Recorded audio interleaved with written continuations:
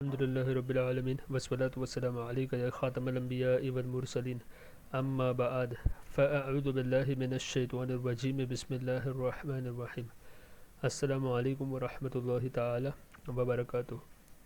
آج جو ہمارا درس ہے نزہۃ القاری شرح صحیح بخاری، حضرت علامہ مولانا مفتی محمد شریف الحق امجدی صاحب قبلہ مدظ اللہ النورانی کی متبرک کتاب ہے۔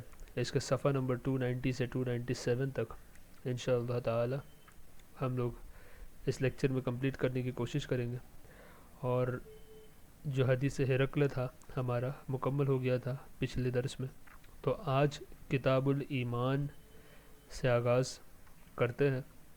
بسم اللہ الرحمن الرحیم۔ ایمان بنیاد ہے۔ انسان جن چیزوں کا شرعاً مکلف ہے اس کی دو قسمیں ہیں، یا تو اس کا صدور دل سے ہوگا یا اس کا صدور دیگر اعضاء سے۔ مکلف کہتے ہیں جو چیز انسان کو کرنی ہے، جو اس کا کام ہے نا، جو ٹاسک ہے اس کی ذمہ داریاں ہیں۔ اول ایمان ہے، ثانی اعمال یا اقوال، یعنی جس کا صدور دل سے ہوتا ہے وہ ایمان ہے، ثانی یعنی جو اعضاء سے باڈی پارٹ سے ہوتا ہے وہ اعمال یا اقوال۔ اقوال کہتے ہیں زبان سے جو ہم بات کرتے ہیں نا، قول، بولنا، گفتگو کرنا، اعمال یا اقوال۔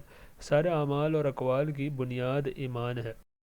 اگر ایمان نہ ہو تو سارے اعمال حسنہ اور اقوال صالحہ کل عدم، یعنی کہ ہے ہی نہیں، جیسے آپ نے کیا ہی نہیں اس کو، ہے نا، کل عدم۔ ارشاد ہے کافروں نے جو کچھ کیا تھا ہم نے ان سب کو بکھرے ہوئے ذرے بنایا، کام کرے مشقتیں جھیلے بھڑکتی آگ میں بھنے۔ اسی لیے امام بخاری رحمۃ اللہ تعالی علیہ نے کتاب الایمان کو سب پر مقدم فرمایا، یعنی اس کو پہلے لکھا۔ ایمان کی تعریف۔ ایمان کے لغوی معنی یعنی لنگوسٹک میننگ، ایمان کے لغوی معنی کسی بات کو سچ ماننے کے ہے۔ قرآن کریم میں برادران یوسف علیہ السلام کا قول مذکور ہے، وَمَا أَنْتَ بِمُؤْمِنٍ لَنَا، آپ ہمارا یقین نہیں کریں گے۔ اصطلاح شریعت میں یعنی شریعت کی بھاشا میں، اصطلاح شریعت میں تمام ضروریات دین کو دل سے سچ ماننے اور زبان سے ان کی سچائی کا اقرار کرنے کو ایمان کہتے ہیں۔ یہ تصدیق اور اقرار تحقیقاً ہو خواہ تقلیداً۔ تحقیقاً یعنی تحقیق کے ساتھ، جیسے قرآن شریف سے یہ ثابت ہے، حدیث پاک سے ثابت ہے، ڈائریکٹلی ہم کو اس کی پوری تحقیق ہے ہم کو اس چیز کی۔ اور تقلیداً یعنی تقلید کرنا کسی کی، جیسے ہم امام اعظم ابو حنیفہ کی تقلید کرتے ہیں اس طریقے سے۔ یہ میں نے اوپر سے مسئلہ آپ لوگوں کو بتایا۔ زبان سے اقرار ایمان کا رکن ہے یا اجراء احکام کے لیے شرط، دونوں قول ہے۔ اور اس خادم کے نزدیک یعنی صاحب نزہۃ القاری کے نزدیک اور اس خادم کے نزدیک دونوں درست ہے۔ تصدیق قلبی کسی حال میں ساقط نہیں، البتہ اقرار باللسان بعض صورتوں میں معاف ہے۔ یعنی دل سے تو آپ کو ہمیشہ ایمان رکھنا ہی ہوگا، کوئی بھی صورتحال میں دل سے ایمان نہیں جا سکتا، لیکن لسان یعنی زبان سے کچھ کیسز میں رخصت ہے، وہ آگے آ رہی ہے۔ ساکت نہیں، البتہ اقرار باللسان بعض صورتوں میں معاف ہے، جیسے کہ حالت اکراہ میں، یا ایسی حالت میں ایمان نصیب ہوا کہ اقرار کا وقت نہ مل سکے۔ حالت اکراہ کے بارے میں میں نے پہلے کے درسوں میں اس بارے میں بتا چکا ہوں کہ اکراہ کہتے ہیں کسی کو فورسفلی کلمہ کفر یا پھر کوئی کفر کرنے پہ مجبور کرنا، اور سامنے والے کو آپ جانتے ہیں کہ اگر میں نے نہیں کیا تو یا تو یہ مجھے جان سے مار دے گا، یا تو حقیقت میں میرا ہاتھ کاٹ دے گا یا پیر کاٹ دے گا، یا ایسا کوئی نقصان جو ہے جان لیوا پہنچا دے گا، اور اس کو ہم جانتے ہیں کہ یہ کر دے گا ایسا، اگر میں نہیں کروں گا تو کر دے گا۔ تو اس صورت میں جو ہے اجازت ہے، رخصتی ہے کہ خالی اس کو دکھانے کے لیے کلمہ کفر کہا جائے، لیکن دل میں وہی اطمینان ایمان رہنا شرط ہے نا۔ لیکن اس میں بھی افضل یہ ہے کہ اکراہ کی حالت میں بھی جو ہے وہ اپنے ایمان پر ثابت قدم رہے، اور کلمہ کفر نہ کہے۔ دوسرا، یا ایسی حالت میں ایمان نصیب ہوا کہ اقرار کا وقت نہ مل سکا مگر اس کے رکن ہونے پر کوئی اثر نہیں پڑتا، جیسا قرات، قیام، رکوع، سجود نماز کے ارکان ہے، مگر عاجزی سے ساکت ہو جاتے ہیں۔ یعنی کچھ کیسز میں ساکت ہو جاتا ہے نا، جب نہیں کر پاتا انسان، رکوع نہیں کر پا رہا ہے، سجود نہیں کر پا رہا ہے، تو مریض کی نماز کا طریقہ ہے، الگ طریقہ ہے، تو وہی یہاں پہ بتایا جا رہا ہے۔ اصل ایمان تصدیق قلبی ہے، دل سے اصل تصدیق ہونی ضروری ہے، مگر دنیا میں مومن ہونے کا حکم لگانے کے لیے اقرار باللسان یعنی زبان سے اقرار باللسان ضروری بھی ہے اور کافی بھی۔ اگر کوئی زبان سے تمام ضروریات کی تصدیق کرے تو اس کو مسلمان ہی کہیں گے، باطن کا حال اللہ تبارک و تعالی کے سپرد ہے۔ ٹاپک نمبر 3، ایمان گھٹتا یعنی کم ہوتا یا بڑھتا ہے یا نہیں، ایمان گھٹتا بڑھتا ہے یا نہیں۔ اور ایک ٹاپک ہے اعمال ایمان کا جز ہے یا نہیں۔ ایمان کے سلسلے میں کثیر اختلافات ہیں، ان میں بنیادی اختلاف دو ہے، اعمال اور اقوال ایمان کے جز ہے یا نہیں، ایمان گھٹتا بڑھتا ہے یا نہیں۔ امام مالک، امام شافعی، امام احمد اور جمہور محدثین اعمال اور اقوال کو ایمان کا جز مانتے ہیں، یعنی اس کا پارٹ مانتے ہیں، ایمان کا پارٹ مانتے ہیں اعمال کو بھی۔ اور امام اعظم اور جمہور متکلمین اور محققین محدثین اعمال و اقوال کو ایمان کا جز نہیں مانتے۔ اسی کے فرع ایمان کے گھٹنے بڑھنے کا بھی مسئلہ ہے، یعنی یہ مسئلہ واضح ہو جائے گا تو گھٹنے بڑھنے کا مسئلہ بھی واضح ہو جائے گا۔ فریق اول کے نزدیک اعمال و اقوال کی زیادتی سے ایمان بڑھتا ہے۔ فریق اول یعنی جو لوگ یہ کہتے ہیں نا کہ اعمال اور اقوال ایمان کا حصہ ہے، ایمان کا جز ہے، یہ فریق اول ہے۔ امام شافعی، امام احمد ہم نے کہا نا سب سے پہلے، یعنی پہلے جن کا ذکر ہوا۔ فریق اول کے نزدیک اعمال و اقوال کی زیادتی سے ایمان بڑھتا ہے اور کم کرنے سے گھٹتا ہے۔ اور فریق ثانی یعنی امام اعظم اور جو جمہور متکلمین ہیں، اور فریق ثانی کے نزدیک ایمان نہ گھٹتا ہے نہ بڑھتا ہے۔ صحیح اور راجح یہی ہے کہ اعمال اور اقوال ایمان کے جز نہیں اور ایمان نہ گھٹتا ہے نہ بڑھتا ہے۔ یہی ہمارا بھی عقیدہ ہے کہ اعمال اور اقوال جو ہے ایمان کا جز نہیں ہے، اور ایمان نہ ہی گھٹے گا نہ ہی بڑھے گا۔ دلائل اس کے اوپر، اس کی تحقیق یہ ہے کہ اس پر فریقین کا اتفاق ہے کہ فرائض اور واجبات کا ترک کرنے والا یا گناہوں کا مرتکب کافر نہیں، مومن ہے۔ اب اگر اعمال اور اقوال کو ایمان کا جز قرار دے تو لازم آئے گا کہ کسی گناہ کا مرتکب، یعنی کوئی بھی گناہ کر لو، کسی گناہ کا مرتکب مسلمان نہ رہے۔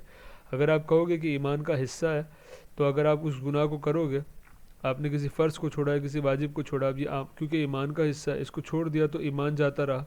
یہ دلیل یہاں پہ قائم کی جا رہی ہے۔ میں دوبارہ سے پڑھتا ہوں، انشاءاللہ سمجھنے کی کوشش کریں۔ اس کی تحقیق یہ ہے کہ اس پر فریقین کا اتفاق ہے کہ فرائض اور واجبات کا ترک یا گناہوں کا مرتکب کافر نہیں، یہ سب کا اس کے اوپر اتفاق ہے، دونوں فریقوں کا اس کے اوپر اتفاق ہے، مومن ہی ہے۔ اب اگر اعمال اور اقوال کو ایمان کا جز قرار دیا جائے تو لازم آئے گا کہ کسی گناہ کا مرتکب، کسی بھی گناہ کا مرتکب مسلمان نہ رہے، اس لیے کہ انتفاع جز مستلزم ہے انتفاع کل کو۔ اس لیے ماننا پڑے گا کہ اعمال و اقوال ایمان کے جز نہیں، اور جب اعمال اور اقوال ایمان کے جز نہیں تو ایمان نہ گھٹے گا نہ بڑھے گا۔ قرآن کریم کے متعدد آیتوں میں ایمان کا محل قلب کو بتایا گیا، یعنی دل کو بتایا گیا۔ فرمایا اولئک کتب فی قلوبہم الایمان، ان کے دلوں میں اللہ تبارک و تعالی نے ایمان نقش فرما دیا۔ اور ارشاد ہے من الذين قالوا آمنا بأفواههم ولم تؤمن قلوبهم. کچھ لوگ ایسے بھی ہیں جو کہتے ہیں کہ ہم ایمان لائے مگر ان کے دل نے ایمان نہیں قبول کیا. جب ایمان کا محل دل ہے اور دل کا کام تصدیق ہے نہ کہ عمل کرنا، تو ثابت کہ ایمان تصدیق کا نام ہے، اعمال و اقوال اس کے جز نہیں. نیز قرآن مجید میں جگہ جگہ ایمان پر عمل کا عطف ہے، اور عطف میں اصل یہ ہے کہ معطوف علیہ کا مغایر ہو، تو ثابت کہ ایمان عمل مغایر ہے. نیز آیت کریمہ وَمَن يَعْمَلْ مِنَ الصَّالِحَاتِ مِن ذَكَرٍ وَأُنثَىٰ وَهُوَ مُؤْمِنٌ، جو بھی مرد اور عورت نیک کام کرے اور وہ مومن ہو، اس میں ایمان کو اعمال صالحہ کی شرط قرار دیا ہے. یعنی کہا نا کہ نیک کام کرے اور وہ مومن ہو، آیت میں مومن کی قید لگائی گئی ہے. اس میں ایمان کو اعمال صالحہ کی شرط قرار دیا ہے کہ نیک کام تو کیا لیکن شرط ہے کہ ایمان ہو. اس میں ایمان کو اعمال صالحہ کی شرط قرار دیا ہے. کسی چیز کی شرط اس سے خارج ہوتی ہے، یعنی کنڈیشن پہلے آتے اس کے بعد چیز آتی ہے نا، جو ایکچوئل ایکشن ہے وہ کسی چیز کی شرط اس سے خارج ہوتی ہے، یعنی اس سے الگ ہوتی ہے، اس کا جز نہیں ہوتی. تو ثابت کہ اعمال ایمان کا جز نہیں. مزید یہ کہ آیہ کریمہ وَإِن طَائِفَتَانِ مِنَ الْمُؤْمِنِينَ اقْتَتَلُوا، اس آیت میں لڑنے والے مسلمانوں کو مومن فرمایا، حالانکہ قتال میں دونوں یا ایک فریق ضرور گناہ کبیرہ کا مرتکب ہے. اس سے ثابت کہ گناہ کبیرہ کا مرتکب مومن ہے، کافر نہیں. اور اگر اعمال کو ایمان کا جز مانے تو لازم آئے گا کہ کبیرہ کرنے والا مومن نہ ہو، کافر ہو جائے. علاوہ ازیں منافقین کے بارے میں فرمایا کہ وہ مومن نہیں حالانکہ وہ ایمان کا اقرار کرتے تھے. یہ اس بنا پر ہے کہ وہ تصدیق نہیں کرتے تھے، تو ثابت کہ ایمان تصدیق ہی کا نام ہے. ایک جگہ فرمایا مگر وہ جو مجبور کیا جائے اور اس کا دل ایمان پر جمع ہو وہ مومن ہے. اس سے صاف ظاہر ہے کہ ایمان صرف تصدیق قلبی ہی کا نام ہے. جب یہ بات قرآن کریم کی ان نصوص سے ثابت ہو گئی کہ ایمان تصدیق قلبی کا نام ہے، اعمال اس کا جز نہیں، اور تصدیق نہ گھٹتی ہے نہ بڑھتی ہے، تو ثابت کہ ایمان نہ گھٹے گا نہ بڑھے گا، نہ گھٹتا ہے نہ بڑھتا ہے. اس کی تحقیق یہ ہے کہ تصدیق کسی بات کو اس طرح سچ جاننے کو کہتے ہیں کہ اس کے خلاف کا ذرہ برابر شائبہ بھی دل میں باقی نہ رہے. اگر یہاں جانب مخالف کا کوئی شائبہ ہوتا تو اس کی وجود و عدم یعنی ہونے نہ ہونے سے تصدیق گھٹتی یا بڑھتی.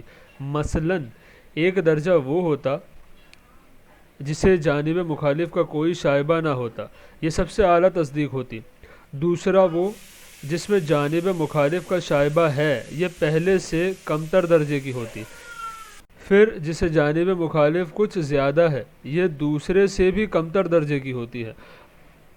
مگر چونکہ تصدیق اس اذعانی یعنی اوبیڈینس کو کہتے ہیں، اذعان کہتے ہیں اوبیڈینس، اس اذعانی کیفیت کا نام ہے جسے جانب مخالف کا ادنا سا بھی شائبہ نہ ہو، اس لیے نہ یہ گھٹ سکتی ہے نہ بڑھ سکتی ہے. ان سب دلائل کے جواب میں امام شافعی وغیرہ کے حامی یہ کہتے ہیں کہ ہم جو اعمال کو داخل ایمان مانتے ہیں یا ایمان کے زیادتی اور نقصانی کے قائل ہے، اس سے مراد وہ ایمان کامل ہے جو دخول فی النار سے بچانے والا ہو. رہ گیا نفس ایمان جو خلود فی النار سے منجی ہو، یعنی بچانے والا ہو، نجات دینے والا ہو، منجی ہو، اور معال کار موجب جنت ہو.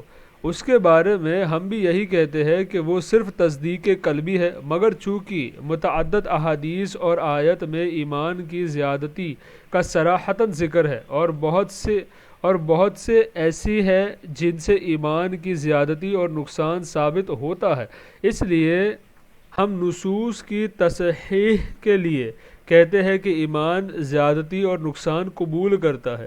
اس کے جواب میں احناف یہ تسلیم کرتے ہیں کہ ایمان بمعنی مذکور ضرور زیادتی اور نقصان قبول کرتا ہے، اس سے ہمیں بھی انکار نہیں۔ اس تقدیر پر یہ نزاع لفظی ہو گیا، یعنی یہ بحث جو ہے صرف لفظی بحث ہو گئی ہے کہ احناف جو کہتے ہیں کہ ایمان زائد اور ناقص نہیں ہوتا، ان کی مراد وہ ایمان ہے جو خلود فی النار سے منجی ہو، اور شوافع وغیرہ جو کہتے ہیں کہ ایمان گھٹتا اور بڑھتا ہے، اس سے ان کی مراد وہ ایمان کامل ہے جو دخول فی النار سے محفوظ رکھنے والا ہے۔ نیز احناف اور ان کے ہمنوا یہ کہتے ہیں کہ زبان عربی میں زیادتی اور نقصان مقدار کی صفت ہے، ٹھیک ہے، مقدار جو ہوتا ہے نا، کوانٹٹی، اس کی صفت ہے، اور ایمان چونکہ مقولہ کیف سے ہے، مقولہ کیف سے ہے، اس لیے وہ زائد اور ناقص نہیں ہوتا، البتہ شدید، اشد، ضعف، اضعف ہوتا ہے۔ جن آیات اور احادیث سے ایمان کے زائد اور ناقص ہونے پر استدلال کیا جاتا ہے، ان میں یہی شدت و ضعف مراد ہے۔ جس کو یوں سمجھے کہ ایمان گز، فٹ، انچ سے نہ ناپا جا سکتا ہے، نہ تولے سیرے سے تولا جا سکتا ہے۔ اگر وہ گز، فٹ، انچ سے ناپا جا سکتا یا تولا جا سکتا مثلاً، تو ضرور زائد اور ناقص ہوتا۔ کسی کا ایمان گز بھر، کسی کا انچ بھر ہوتا، یا کسی کا تولے بھر، کسی کا چٹانگ بھر، مگر چونکہ نہ یہ ناپا جا سکتا ہے نہ تولا جا سکتا ہے، اس لیے زیادتی اور نقصان سے متصف نہ ہوگا، البتہ قوی، ضعیف، اضعف ہوگا۔ مثلا حضرت ابراہیم خلیل اللہ علیہ السلام نے عرض کیا، بلا ولیکن لیطمئن قلبی، ایمان تو ہے مگر چاہتا ہوں کہ اطمینان ہو جائے۔ تمانیت تصدیق سے زائد کوئی چیز نہیں، تصدیق ہی کے اعلیٰ ترین قسم ہے۔ مثلا ہمیں حرمین طیبین کے وجود کا یقین کامل ہے، مگر دیکھنے پر جو بات ہوگی وہ اس وقت نہیں، یہ صرف کیفیت کی زیادتی ہے، مقدار کی نہیں۔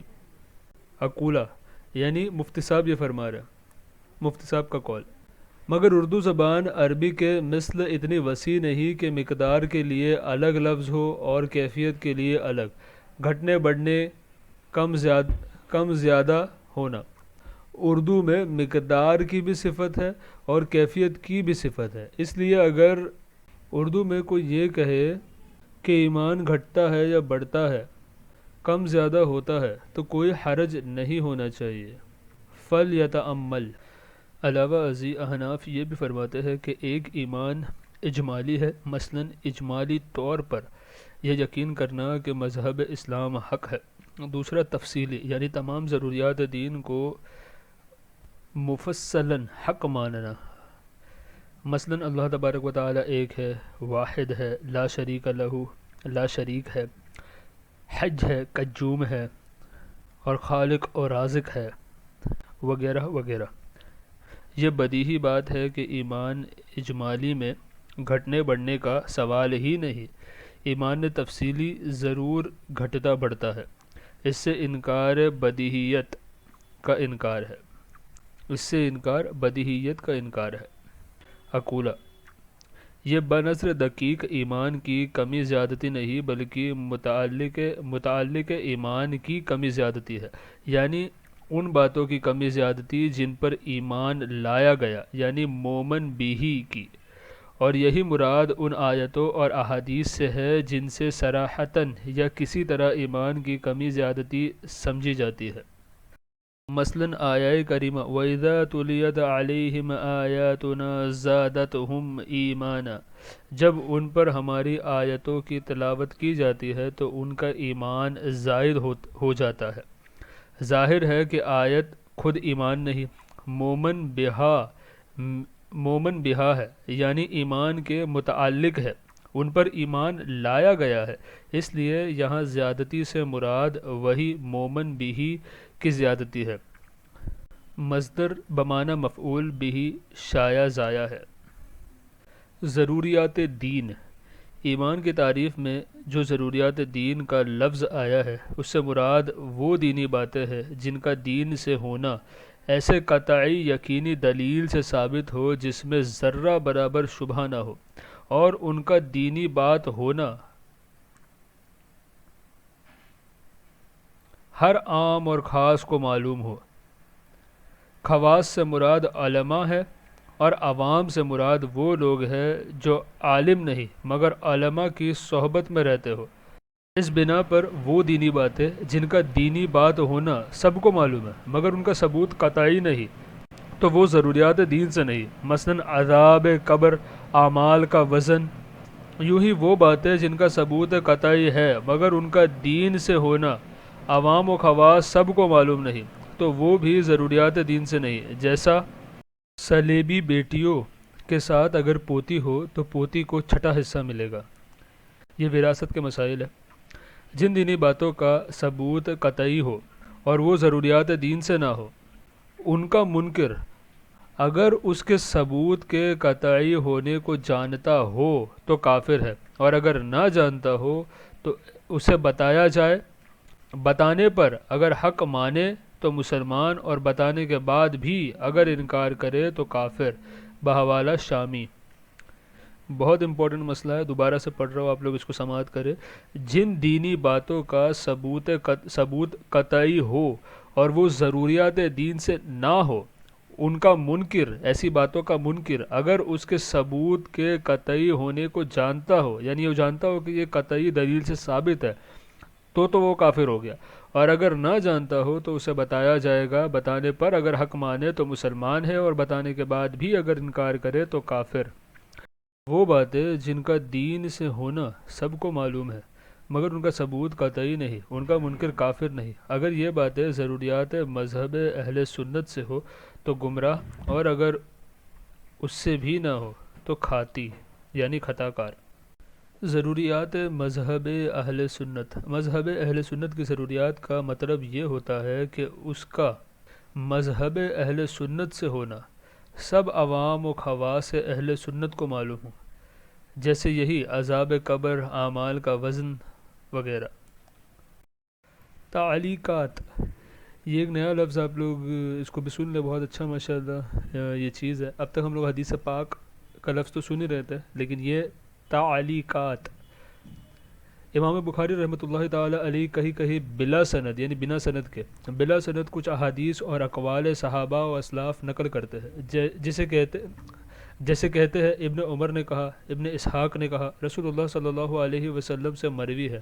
ان کو تعلیقات کہا جاتا ہے چونکہ ان کی سندیں مذکور نہیں تو کسی کو شبہہ کی گنجائش تھی کہ یہ صحیح یا معتبر ہے یا نہیں، اس لیے شراح بخاری یعنی بخاری شریف کی شرح لکھنے والے شراح بخاری نے اس پر خصوصیت کے ساتھ تنبیہ کی ہے کہ چونکہ امام بخاری رضی اللہ تعالی عنہ نے اس کا التزام کیا ہے، یعنی یہ لازم کیا ہے کہ اپنی اس کتاب میں یعنی صحیح بخاری میں صرف صحیح اور مستند ہی احادیث درج کریں گے، اس لیے تعلیقات کے اس کتاب میں درج ہونا یعنی اس کتاب میں تعلیقات کا موجود ہونا، اس کا مطلب یہ ہے کہ یہ سب امام بخاری رحمۃ اللہ تعالی علیہ کے نزدیک صحیح اور مستند ہے، اسی لیے انہوں نے اسے اپنی اس کتاب میں نقل کیا۔